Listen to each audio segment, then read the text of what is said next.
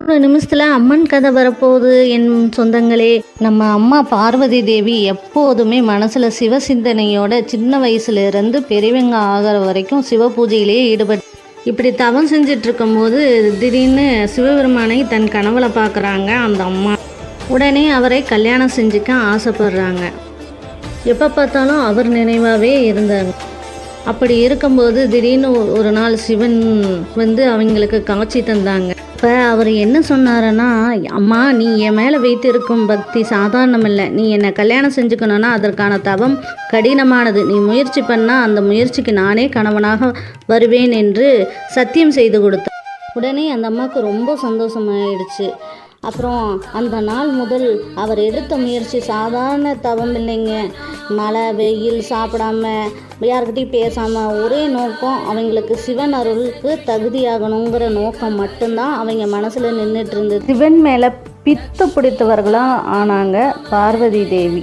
இந்த நிலைமையை பார்க்க முடியாமல் சிவன் நேர்லேயே வந்துடலாம் அப்படின்னு சொல்லிட்டு வந்துட்டார். அப்போது பார்வதி அழுது கொண்டு இருந்த நேரம்.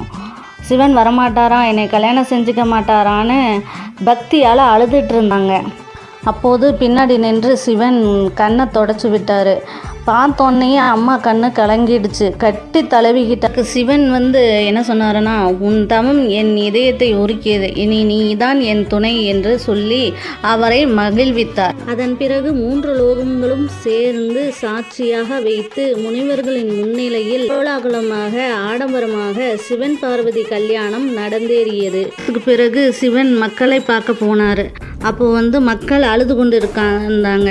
ஏன் அழுதுட்டு இருக்கீங்க அப்படின்னு கேட்கும்போது, அசுரர்கள் கொடுமையால் நாங்கள் உயிரே வாழ முடியாது என்றார்கள். சிவன் கோபமானார். அவர்களை அழிக்க ஒரு ஆக்ரோஷமான உள்ள பெண் தான் தேவை என்று புரிஞ்சுக்கிட்டாரு. பார்வதியிடம் கலந்துரையாடினாங்க. அதை நான் செய்கிறேன் என்று பார்வதியும் ஒத்துக்கிட்டாங்க. அந்த நொடியிலே பார்வதி ரூபம் மாற ஆரம்பிச்சது. அம்மன் ஒரு பெரிய கர்ஜனையோட மண் தரையில் அதிர்ந்து போற மாதிரி அசுரர்களை தூக்கி எரிஞ்சாங்க. பயங்கர ரூபத்தோட பிணங்களை குவிச்சாங்க. அம்மன் அசுரனை அழிச்ச பின்னும் கோபம் தனியில. யாருமே அடக்க முடியாத ஒரு கோபத்துல இருந்த காளிக்கு அவர் உக்கரத்தை அடக்க நினைச்ச சிவன் மட்டுமே முன் வந்தார். ஏன்னா உலக மக்களை காப்பாற்றணும். ஒரு கடவுள் இப்படி ஒரு கோபத்தோட இருக்கக்கூடாது இல்லையா? அதனால அவரே அவர் வரும் வழியை பார்த்து படுத்துக்கிட்டார். அவரை பார்த்தாச்சு காளி தேவி வந்து மனசு இறங்கட்டுமே தான்.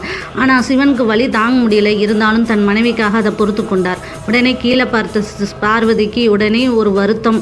நான் தன் கணவனையா மிதித்து விட்டோம் என்று வருந்தினார். பரவாயில்லை என்று சமாதானம் செய்து கையாளயத்துக்கு புறப்பட்டனர்.